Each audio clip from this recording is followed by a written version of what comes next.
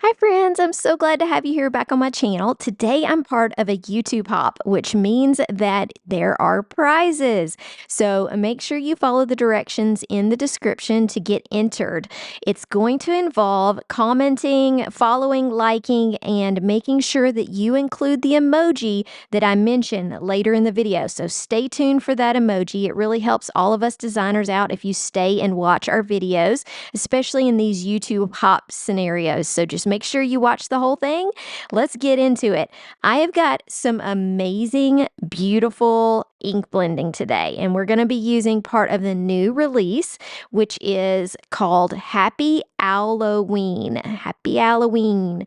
And it is so cute. It's got these owls, trees, moons, and I was just inspired by this to create some amazing ink blending because my favorite thing about Halloween cards is creating these glowing ink blended backgrounds. I don't feel like I get to do that as much on other types of cards.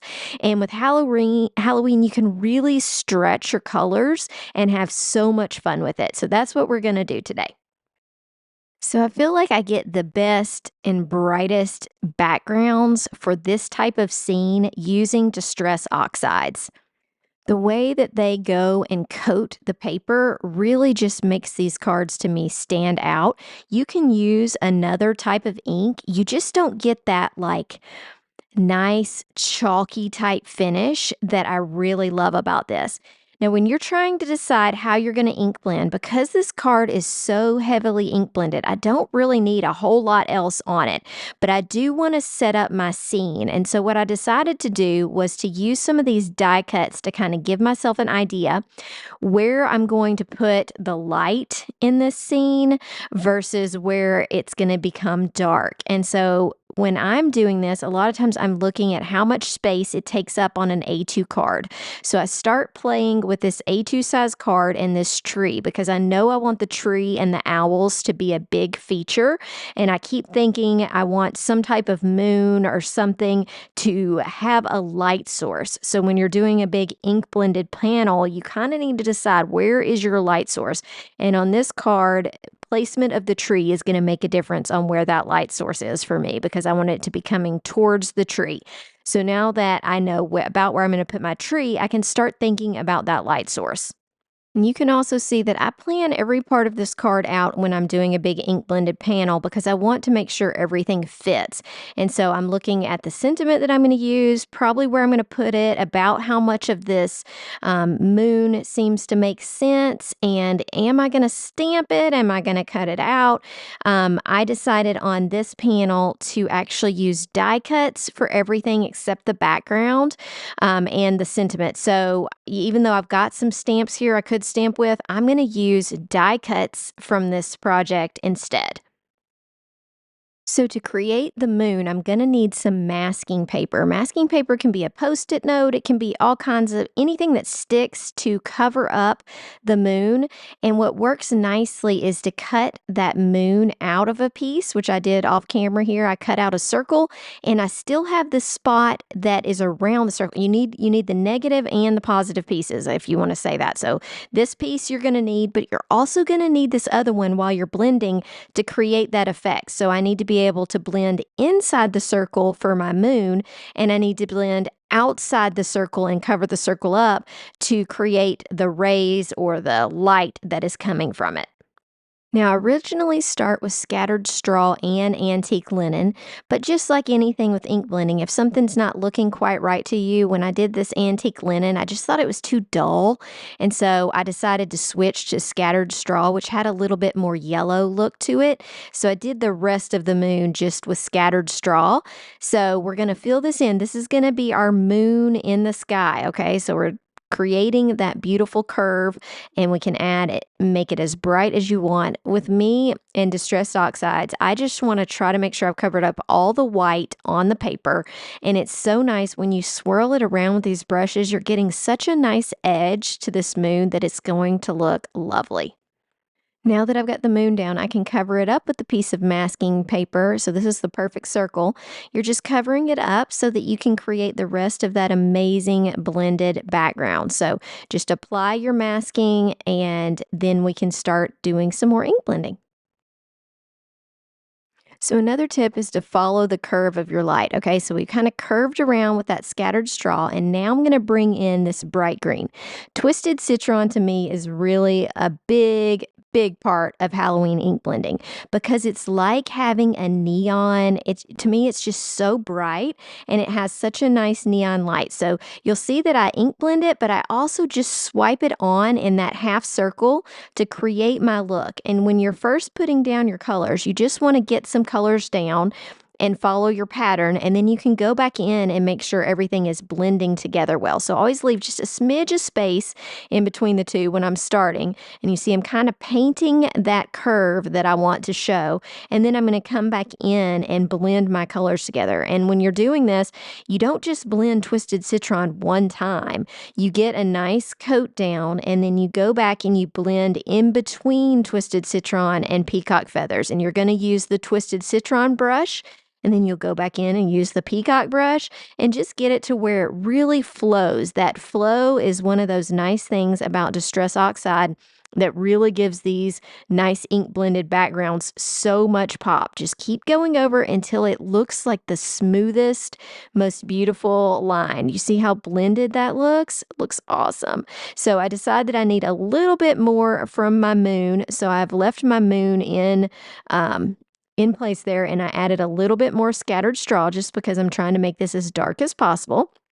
Last, we're going to use chipped sapphire. Now, don't worry about keeping up with these colors. They will all be in the description. So now we're going to add our dark blue to this edge.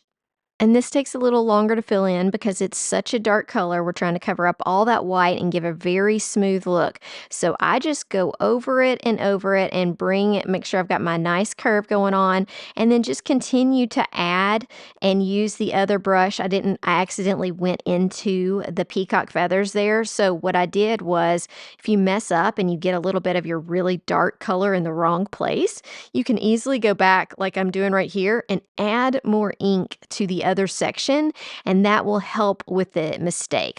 While I'm finishing up this blue, go ahead and drop a comment and the emoji that you need. You can use an owl emoji or you could use a moon emoji. Either of those two will get you entered in the contest so that you get a chance to win one of those $50 gift cards.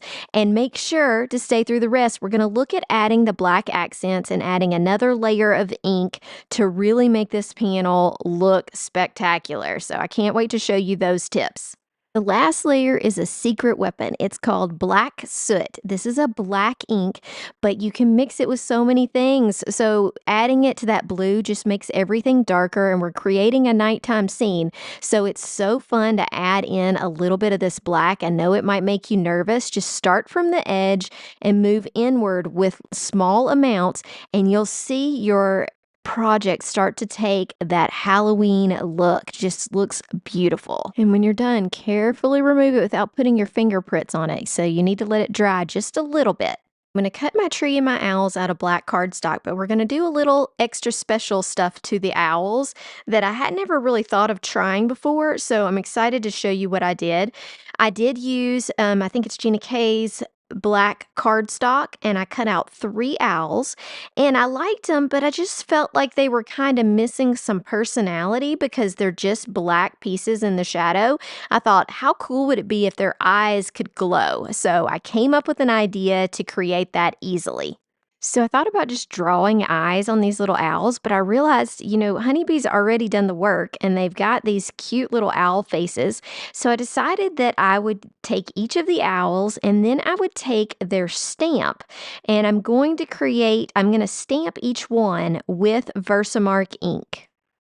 That's a clear ink, and so it's going to leave a little bit darker black, so we'll be able to see this impression in these. Can you see those little birds, and you can see their faces now?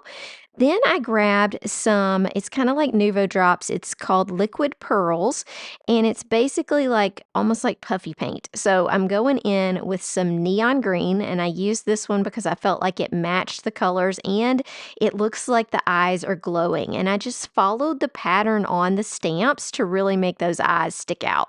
So while I'm waiting on the eyes to dry, I'm going to go ahead and stamp Happy Owlloween in black VersaFine Nocturne.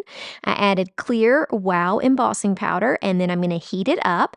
And I add the Wow embossing just because it really makes it stand out on the paper.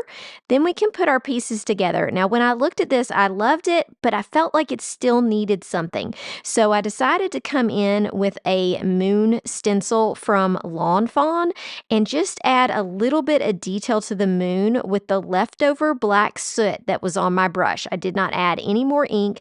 I just used what was left on the brush that I was using. And look at how beautiful it looks. Next, I decided that I really wanted the panel to have some sparkle to it, so I just used the stamps that I'd used, and I'm using them to mask over this. So I've got an extra tree that I'd cut out, and I've got the stamps for the owls. So I'm just gonna set it on there just to protect these because I don't want the black parts to be sparkly.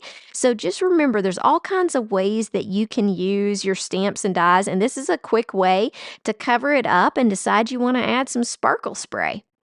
I had this white tree cut out of extra paper, and then I've got those stamps on, and then we're going to use a sheer sparkle spray. I'll show it to you.